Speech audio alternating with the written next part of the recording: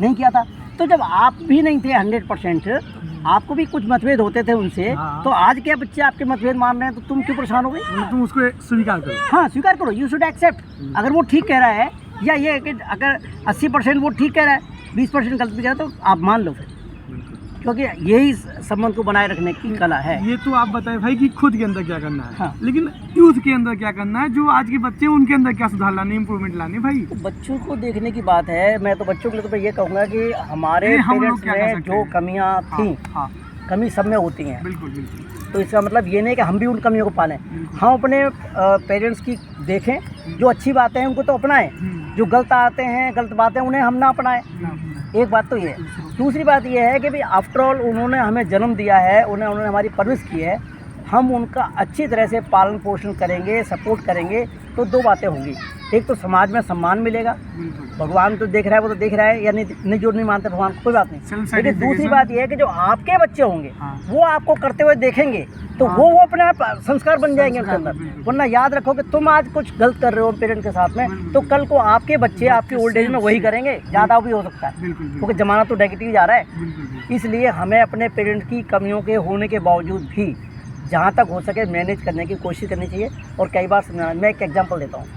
जब मेरी शादी हुई थी तो हमारे मदर फादर के साथ में हमारी मिसेस का जो है डिस्प्यूट हो गया, नॉर्मल बात। अब जैसे ही मैं घर आया, मेरे को जो है दोनों ने अपनी अपनी बातें कहीं।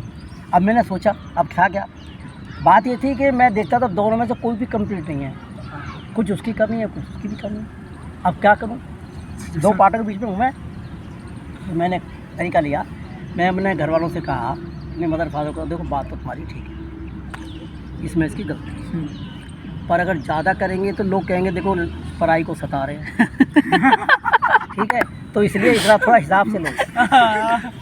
अब भाई को कहा बात तो तेरी ठीक है, देख भाई अगर तेरी बात मान के मैंने उन्हें गलत कहा तो ये कहेंगे लुगाई का गुलाम है, तो मेरी बेइज्जती होगी, तेरी भी बेइज्जती हुई है, तो थोड़ा बर्दाश्त कर।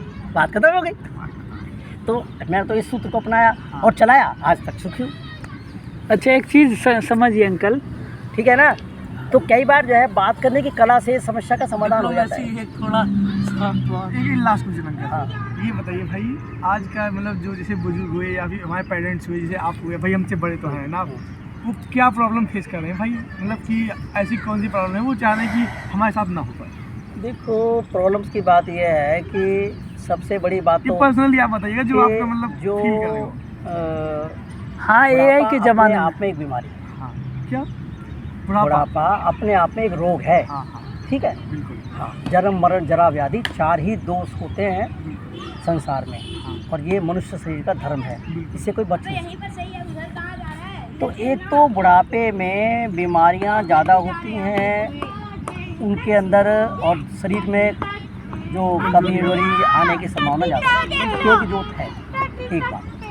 दूसरी बात यह है कि इमोशनली वो जल्दी टूटते हैं अगर आप उनको ओवरलुक करते हो तो ये देखना चाहिए उनकी जो ज़रूरी रिक्वायरमेंट्स हैं वो पूरी हों। और यदि आपको किसी बात पर नाराज़गी है और आप नहीं चाहते कि आपके फादर या मदर ऐसा करें, तो सबके सामने ना कहें, अकेले में कहते हैं। अपनी वाइफ के सामने उनसे कुछ कहते हैं तो वो डिमोरलाइज होते हैं, उन्हें गुस्सा आता है। इसकी वजह से कल वाली लड़की आज आप अकेले में कुछ भी कह दें। तो मैंने तो ये तरीका अपनाया कि अपने फादर मदर को कुछ कहा तो उन्हें अकेले में कहा, मिसी को कहा तो भी उसे अकेले में कहा, ताकि दोनों जने ये महसूस ना करें कि मेरी तो बेइज्जती कर दी। तरीके से सोल्व कर दो तो हो जाता है।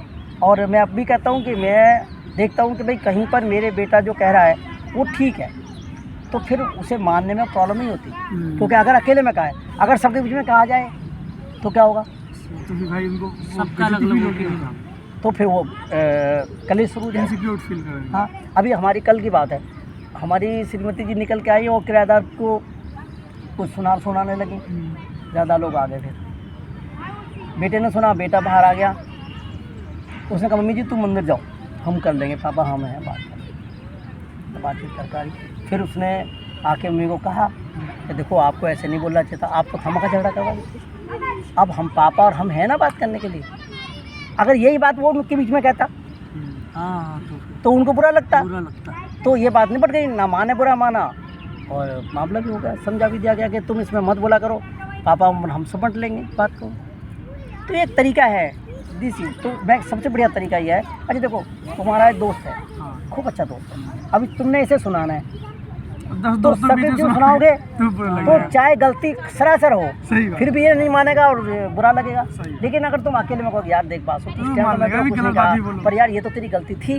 हाँ कहेगा हाँ यार हो गई, कोई नहीं, अब नहीं होगा। हाँ, नहीं होगी। हाँ खत्म हो जाएगा। सही बात। तो बहुत इस अच्छा तरीके से आप लेसन समस्या को सॉर्ट आउट कर भाई सकते देखो, हो। ये सब जो हमने जो बात की कंस्टिट्यूशनली, वो तो हमारे ज्ञान की बातें ज्ञान इंटरव्यू में आएगी, पर ये जो सोशली हम बातें कर रहे हैं, ये ये हमारी पूरा जिंदगी ये का है। जिंदगी पूरा ये लाइफ जिंदगी का भाई, फलसफा है। वही। हमारे वो है मतलब कैसे हर सॉर्ट आउट करे जाए, चीज़- क्या ये करा मतलब अलग अलग लोग एक्सपीरियंस। ठीक है ना। और अब ये किसी के आप साथ मिस अपना हैपनिंग होगी, experience- किसी के साथ मिस हैपनिंग हो, ये संसार है भाई, चलता रहता है। तो उसे समझाओ, अब वो टूट गया या टूट गई, देखो ऐसा है ये संसार में सबको कुछ न कुछ दुख है, 100% प्रधानमंत्री कोई को सुखी भी नहीं है। सबको है। प्रधानमंत्री के बाप को भी समस्या है। सही बात। तो ये मानना चाहिए कि मेरे को ही हुआ है, ऐसा नहीं है, नहीं होती। ये सबके साथ होता है। तो थोड़ा बर्दाश्त करना सीखो। सही बात। थोड़ा खुशी की बात आ जाए तो फूलो मत, और बड़ा अच्छा सूत्र है ये। और दुखी होते हो, दुख आ जाए तो टूटो न टूटो जाए। मत।